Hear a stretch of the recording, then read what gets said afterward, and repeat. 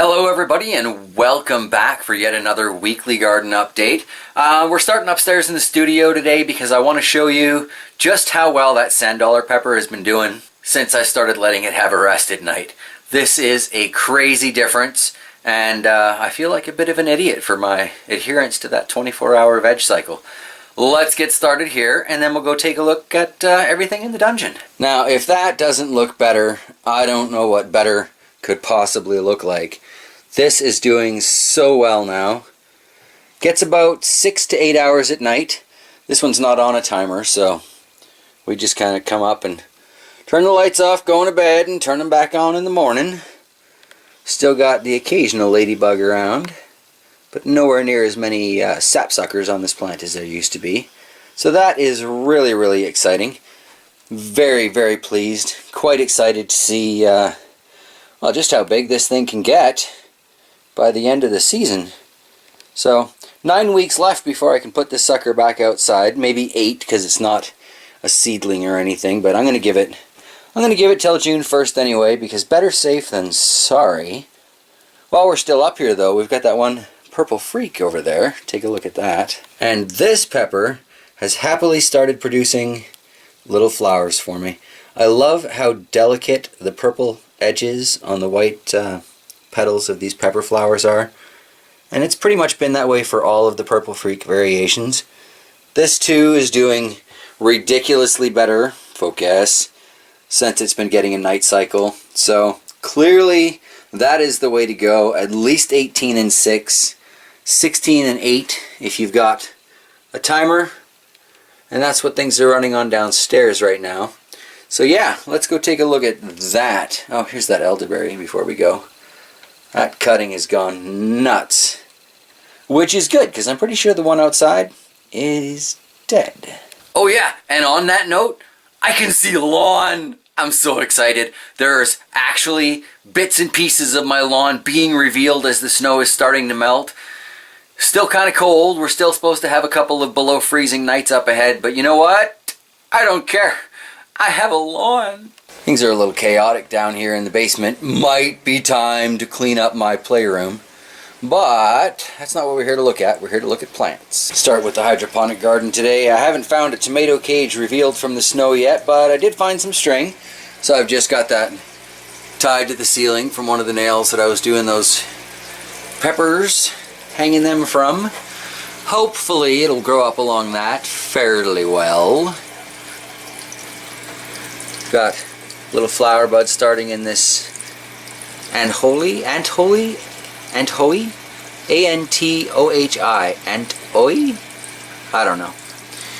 But this sweeter variety of pepper anyway is finally starting to produce a bit of a flower bud there. These reapers in the back here are all doing much better since they've been allowed a night cycle. The aphids are kind of settling in down here, but now that they're not upstairs anywhere near as bad, I'm going to be shuttling more and more ladybugs down here. Here we've got some yellow ghost pepper starts. Not looking too shabby at all. It's the Chinese 5 color here. Actually, both of these are the Chinese 5 color. This would be our... What are these? Oh, these are the Sugar Rush peppers. That's what these are. Kind of flopped over a little bit, these two. Probably going to transplant them a little bit deeper. Peppers can usually deal with being buried a little bit deeper as long as you don't go like insanely deep with it. Here we've got one of the crimson red peppers, and let's get in there. Oh yeah, flower starts. Fantastic. So I'm going to have to make sure I come down here and give everything a wiggle and do some pollinating. But that is excellent. I really, really enjoy those peppers, so very excited. Got a shishito over here. It's kind of doing that same flopping off to the side. But at least it's growing, you know? I'll take what I can get. Up on the top of the seedling shelf here, I guess these are plant starts now, a little more mature than one would think of with seedlings. Got quite a few of these peppers that are doing nicely. Again, we got the evidence of the aphids, but not bad. We've got a billy goat back there that's looking alright. This is a chocolate moruga. Looking pretty good to me. What's this tall one back here? Some ahi panic. Actually, I believe these are both ahi panics. couple of eggplants over there. That tomato not looking great, but still alive, so I'll take that. I'll take that. And let's look at those strip lights. For the most part, things under these little LED strip lights seem to be doing pretty well. I've been putting the younger plants under here because it's got that slightly better quality of light. And of course there are a few of the prize beauties over there. That's a billy goat, I believe, at the very end. Taking a look over here, you can see the one eggplant that's been underneath this light. Definitely larger than the ones under the 5000K bulbs. So that extra 1000 Kelvin seems to make a difference. Yeah, pretty pleased with that though. And I mean, really, even in the areas where it's just cast off light, because this whole chunk here is in the middle of lights but nothing directly over them. Now this tomato is doing great since it's been transplanted. The summertime dwarf gold down there, not so much. But like I say, there's no direct light over any of these things right now. My tray of habaneros is all coming along. Again, it's got some signs of some aphid infestation going on there, but as long as the plants live, they got 9 more weeks and then they can go outside, get hardened off, and natural predator bugs can do their thing. Fantastic. Oh, of course the furnace has to kick in as I'm doing my closing clip, but yeah, that's just life, isn't it?